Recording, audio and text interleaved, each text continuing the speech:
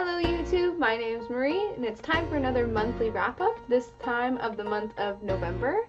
And just looking at my notes, I feel like this video is going to be quite long because I did watch a good handful of shows and I have something to say on every one. So I'm going to put the chapter times down below, so if you want to just skip ahead and listen to my thoughts on any one particular show, it's all down there in the description bar for you. I'd also really like to know what you guys watched in November and what your favorite shows were in November, so please comment. I'm genuinely curious to see what other people are watching. So the first thing I watched in November, or at least I finished up in November, was Accidentally in Love. Accidentally in Love is a Chinese drama, and it follows a girl who runs away from her engagement party, disguises herself so that she can go and attend the same college that her late parents attended, and there she gets romantically involved with an idol. If you've watched my review, you will know that this show is not great. It's not high quality, the characters aren't amazing, like there's nothing really great about it, but I did find that it was an enjoyable, passable time while I was really tired and like recuperating from traveling and just needed something light and fluffy that did not require any brain power to consume. That's definitely not to say that I didn't enjoy it. There were moments of enjoyment just as there were moments of cringing, ooh, that's really awful and problematic, but it's an incredibly forgettable watch. Like, when I was making my notes, I forgot I watched this show. So moving on to the second show that I put on in November, and that is Fox Bride Star, or Fox Star Bride. I'm always confused at the order of that title, and it's also got another name, Where Stars Land. This series is a romance following a young woman who, despite being labeled as a troublemaker, has landed her dream job working at Incheon Airport. And there, our male lead is assigned to mentor her, and he's also hiding a secret. So a commenter recommended this show to me, and I had a really great time during the beginning. Although I thought the characters were kind of stereotypical, they were given a lot of character development, and the actual location or setting of an airport I just thought was genius and so much fun. But by episode 12, the harmful, and I really do mean harmful, implications about being disabled and concepts of masculinity, it was just way too much for me to stomach, and I'm cutting it off at 12. Now, these problematic themes could be addressed and could be resolved in the last handful of episodes. I don't know. I have no intention of finishing this show and doing a final review on it. To do a review on this show, I would have to talk about these things that I think are problematic and very harmful stereotypes and perceptions of being disabled, and I'd have to talk about that. Like, I just know myself. But I also know that at this moment I don't have the time to devote to a video like that, because I would want to pick very specific moments from the show to like be my evidence for it, and I just, at the moment, it's not feasible for me. If you're really interested in that perspective of this show, just go find a review done by someone in a wheelchair. Better yet, go find a review of a man in a wheelchair. It's the internet, I'm sure it's out there. Alright, so the third thing that I put on in November was The Smile That Has Left Your Eyes. This is like a whodunit kind of murder mystery where the detective's sister starts dating the suspect, and just a lot of psychology is involved, and the detective is put in this really strained position, and he acts out in ways that he would not normally, and just the relationship between his sister and the suspect is really great, and I loved it. I really, really loved it, except for I'm only on episode 12 right now, and that is because I loved it so much that I needed to stop and let it finish airing so that I could binge it. The week-to-week slog of watching a show as it's airing is, I can't do it. I have to be able to binge something or else I honestly will lose interest in it. And that's kind of what happened here with this show, because now I'm into Rise of the Phoenixes and that's taking up a lot of my time. And then I also started watching Just Between Lovers, which is a K-drama that came out last year, I believe. But I do really enjoy The Smile That Has Left Your Eyes, and I'm going to keep it on my radar. I am not going to forget about it, and I will go back and I will finish it. And hopefully I'll do a final review on it.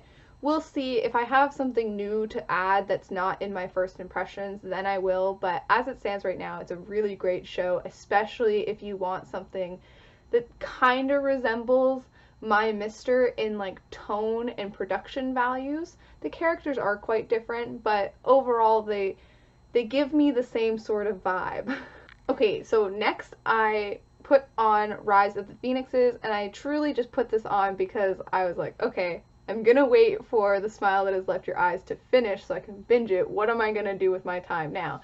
And I do want to start incorporating a little bit more Chinese dramas into my life. And I don't think I'm going to say much about Rise of the Phoenixes in this video just because it's going to be long as it is. I have 2 videos dedicated to Rise of the Phoenixes. I have one review between episodes 1 and 15 where I really talk about a lot of the problems that the show faces in the beginning. And then I have another review for episodes 15 to 40.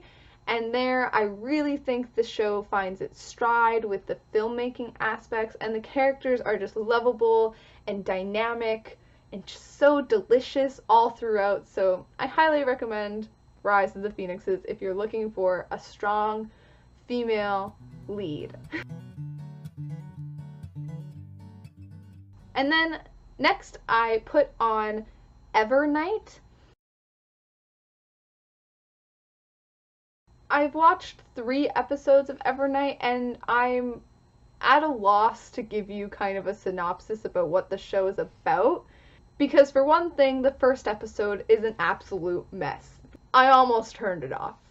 Fantasy with a lot of action, and I believe it's based off of a book or a web novel. I'm not exactly sure. But I was drawn to it because of the fantasy aspects, and the trailers look stunning. So far, I'm quite disappointed because the action in the first episode is so poorly done, and not in like the action standpoint. Like the action itself is fun and well choreographed and has like, you know, it's good action. However, the first episode starts with this very long sequence of action. And you don't understand it. You don't know any of the characters yet. You don't know why they're fighting or who they're fighting. Action should inform characters or should inform plot. Action for the sake of action sucks because I'm like, why should I care? And then the only thing, a bit of like character development you get from that long sequence of action in the beginning is actually quite dislikable. So your male lead is like, it seems like he's the last survivor of his group after they get like ambushed or something, and all of his comrades are like dying around him, and by the end of it he's like all victorious and like woohoo, and it's like, you're the only one that's left. What? Like, you're not upset about anybody who's died or anything like that? And it just reflected how I was feeling. Like, I just didn't care about anybody and like what was going on. And then as the show keeps going, this male lead is assigned to be the princess's guide as she travels back to the capital. You see the male lead be quite sexist, and I can't tell if he's pretending to be sexist or if he's actually sexist, and it's just like, his character is so unlikable to me. And I just, like, don't get me started about the choppiness of the first episode. Like, the first episode is just such a mess. The best part about it so far is the kind of the father-son dynamic between the male lead and his like captain or commander, and that really did make me smile. I thought it was quite charming. So far I'm really disappointed in it, and I will give it a chance if someone tells me like, oh, it gets better. or if I find my own reviews and everyone says it gets better, because I love fantasy and I can see the relationship between the female lead and the male lead and where it's going, and it is super cute. So like it has potential, but just the first episode was so awful, and then the next two did nothing to counteract it. Like they were better, but they weren't like, oh wow, I can see what a mistake that first episode is. This is what I'm in for. It was just kind of meh. So then I watched the first 30 minutes of Mama Fairy and the Woodcutter or something like that.